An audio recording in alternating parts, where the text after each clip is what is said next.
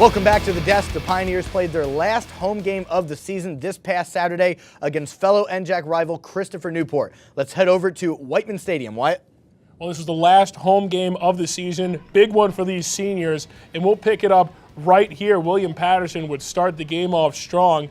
Waldron would start under center, or in the shotgun for that matter. A little screen pass to Akil Daniels-Lundy. He would go rumbling, bumbling, stumbling down the right sideline, go for about 45 yards down the middle of the field. This will almost set up William Patterson's first touchdown. On the very next play, Waldron still out of the shotgun, will fake the handoff to Daniels-Lundy. Roll left on a little waggle play, have to go right. Nobody's open, but Daniels-Lundy is going to make an incredible one-handed catch and get tackled around the right sideline. That would go for a first down and would set up this touchdown. Daniels-Lundy in, William Patterson goes up 7-0 in the early makings of the first quarter.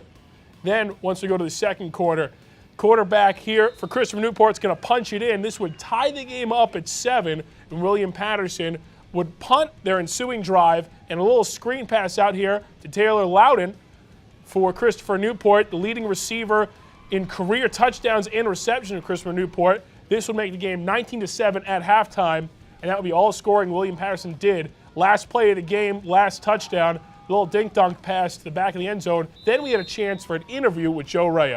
Here with head coach of the William Patterson Pioneers, Coach Flora. Coach, the rushing and passing attack was a lot more balanced in this game. Is this something that you worked on during practice? Yeah, it was it was a conscious effort this week to be able to run the ball a little bit more than we did the last couple of weeks. We knew we had an advantage in some spots, and we tried to take advantage of it as best we could.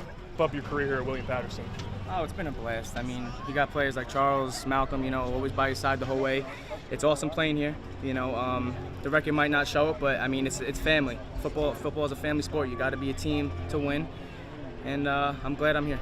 All right, thank you, Anthony, and good luck at Wesley next week. Fellas, let's ask the obvious question to start off. What went wrong against Christopher Newport? Well, I'm a numbers guy, and the first thing we look at is the numbers. We'll take a look at this graphic right here of the stats. I mean, this game was not as lopsided as some of our other ones, but this one went big. If we look at the stats right here, Christopher Newport outrushed William Patterson 223-68, had 20 first downs to William Patterson's 13. And when William Patterson gets outrushed like that and has a possession time 36-23, William Patterson does not fare well in any of their games this season. Dylan, what'd you see? I mean, you pretty much hit the nail on the head there, Wyatt. But, I mean, my biggest takeaway from the game was the inability to sustain a running offense. They had a great opening drive, resulted in 7, and couldn't get anything going for the rest of the game. So, I mean, moving forward, you only have so much time left on the field this season. But how do you implement an offense, sustain an offense going forward? That's a big problem with William Patterson. They stopped going with what's hot. They kind of strayed away from Akil Daniels-Lundy, who was so great in the first drive, and then kind of strayed away from him, and then all of a sudden things started slowing down. The defense started weakening on William Patterson's part because they were on the field much longer. They need to work with the run game and stay strong to that. If it's working early, keep going with it. Don't go away from it. Of course, like you said, the defense was weak. On the defensive side of the ball, they had trouble containing Taylor Loudon. He had 10 catches, 147 yards, 3 touchdowns, 2 receiving, 1 rushing, and it was just a hard Matchup. Basically, yeah. Yeah.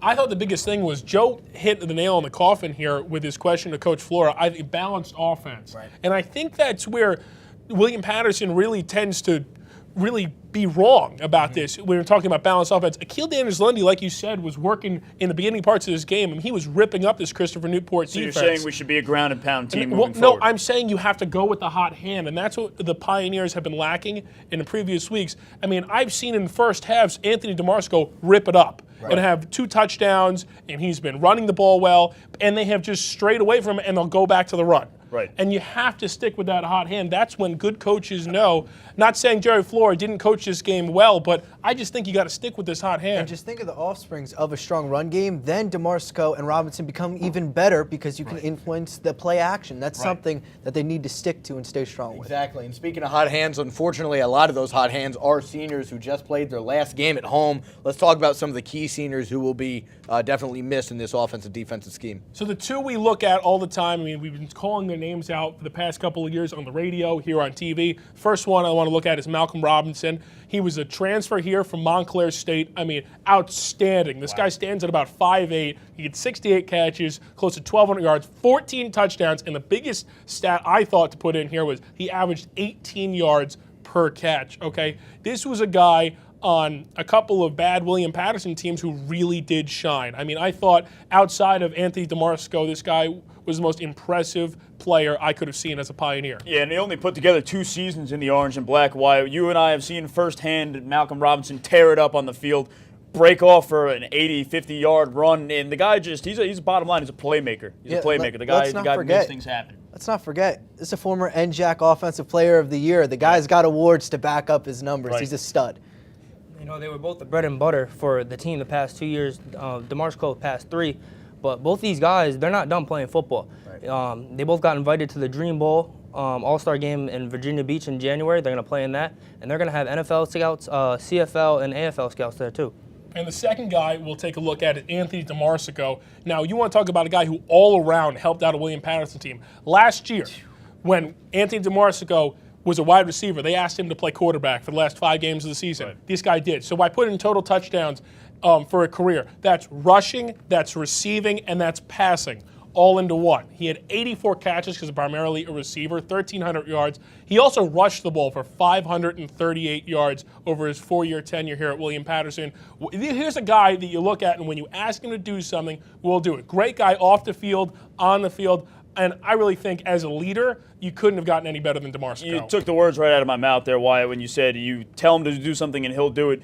Anthony DeMarco is a coach's dream when having any sport across the board. Sure. He's a guy who is going to put in the work week in, week out, no matter what your record is, and the effort is there every single week, fellas. Even when the Pioneers were, pushing 2-8 last year, Anthony DeMarco goes out there, like you said, out of his position from wide receiver to quarterback, and just gives it his all. So, I mean, hats off to him on an amazing career. The craziest thing is, as a utility guy, you would expect someone to not shine, but he's shined at every position he's played at. This is one of the best players I think we've seen in our history. Now, guys, we got about a minute left. Let's have a quick wrap-up. We got our final game of the season against Wesley. We'll be heading down to call it. What did the Pioneers do to end this season on a high note? Well, last year, we all know it did not go well. They had an NFL-caliber quarterback who's now actually playing in the NFL, Joe Callahan. Yeah. They beat us 63-0. So this is a top 25 team and a very good one at that, who just came off a win against Salisbury. So we'll look into this game to improve upon next season, and maybe, who knows, maybe squeak out a win. Callahan got a start, by the way, if I'm not mistaken, in the NFL. Did he not? He didn't get a start, but he did play for Cleveland after Cody Kessler went down. And the only thing we could do here really against Wesley is go out there and give it 110%, no matter the results of the season. Go out there, maximum effort, really, leave everything on the football field is my advice for the Pioneers. Sure, absolutely. So good luck to the Pioneers in their final game of the season. Coming up next, we move to Division I football. Don't go anywhere.